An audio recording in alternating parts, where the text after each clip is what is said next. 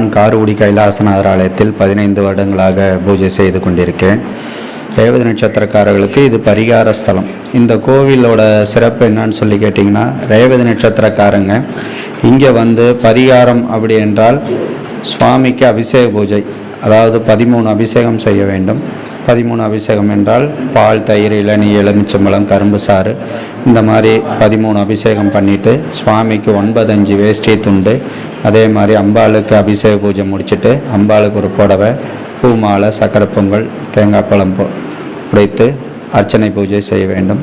பூஜை செய்துவிட்டு திருமணம் ஆகவில்லை, குழந்தை பிறக்கவில்லை, இந்த மாதிரி ப்ராப்ளம் இருக்கவங்க இவங்க 2 பேர் மட்டும் என்ன பண்ணணும்னு சொல்லி கேட்டிங்கன்னா, அவர்கள் மட்டும் இந்த 27 சுமங்கலிக்கு மாங்கல்ய சடு, ப்ளவுஸ் பிட்டு, மாங்கல்ய சடு, மஞ்சள் குங்குமம், வளையல், மல்லிகைப்பூ, வெத்தலைப்பாக்கு இதெல்லாம் கொண்டு வந்து இங்கே வந்து அது